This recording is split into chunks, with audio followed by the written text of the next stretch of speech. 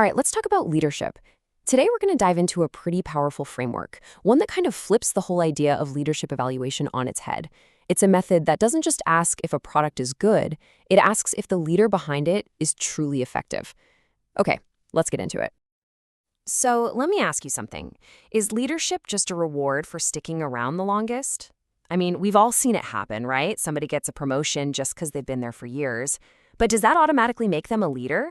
The framework we're exploring today says absolutely not, and it offers a way to measure what really matters. You know, in the business world, especially manufacturing, there's this classic trio of metrics: quality, cost, and delivery, or QCD for short. Think about a car company. They're constantly asking, is this car built to last? Did we make it efficiently? And did we get it to the dealership on time? It's all focused on that final product for the customer. Now here's where it gets really interesting. What if we took that same exact lens, quality, cost, and delivery, and just turned it around, flipped it inward? What if we started measuring a leader's performance with the same rigor we use for a car coming off the assembly line? What would that even look like?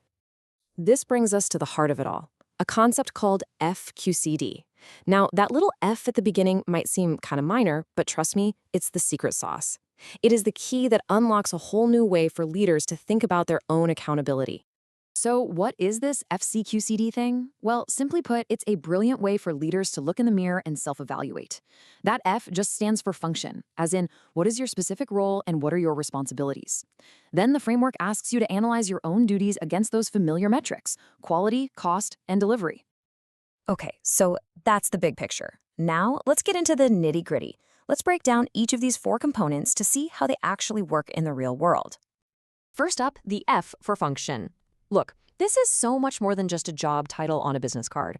This is about having a crystal clear understanding of the specific outcomes you are responsible for. Think of it as your personal set of deliverables, the results you're on the hook for. Next, Q for quality. And for a leader, this isn't about product quality. It's about the quality of your decisions. Are you constantly just patching up the same problems, running around putting out fires? Or are you digging deep to find the root cause? You know, fixing the leaky pipe so it stops flooding the room for good. That is the difference.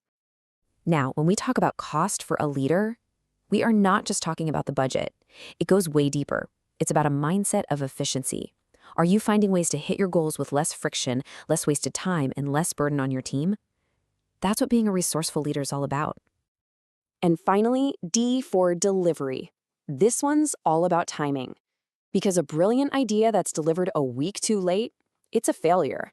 As a leader, your job is to get the right support and the right decisions to the right people at the exact moment they need them. Precision here is absolutely key. You know, when you really embrace this FQCD mindset, you're forced to make a choice, a really important one. Are you just a boss who manages a to-do list, or are you a true leader who is deeply accountable for the quality, cost, and delivery of your own work?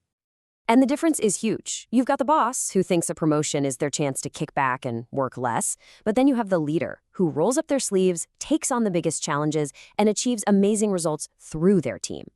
The FQCD framework, well, that's the bridge that helps you get from being a boss to being a real leader.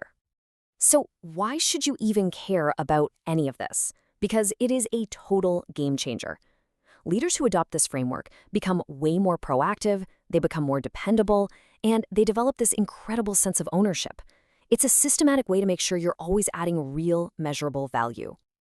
And that brings us to the final and maybe the most provocative idea in this whole thing. It's a concept that sounds pretty shocking at first, but it's actually the ultimate expression of what it means to be a great leader. Each leader must know how to get fired. Whoa. Let that sink in for a second. What could that possibly mean? I mean, is that a threat? No, not at all. This isn't about fear. It's about achieving a state of radical clarity. It means you understand your role and what you're meant to deliver so incredibly well that you know exactly what failure looks like. It's the total opposite of ambiguity. So here's the bottom line. Knowing how to get fired just means you have a deep, deep understanding of your function, your F, and the quality, cost, and delivery standards you're held to. And you have the courage, the integrity to admit that if you're not meeting those standards, then maybe you're not the right person for the job. That is what true ownership looks like. And that brings us to the final question, and it's for you. Instead of just waiting for the next promotion, what if you started defining your own success? If you had to sit down and write out your FQCD right now, could you do it? Because at the end of the day, that's what separates a true leader from someone who's just next in line.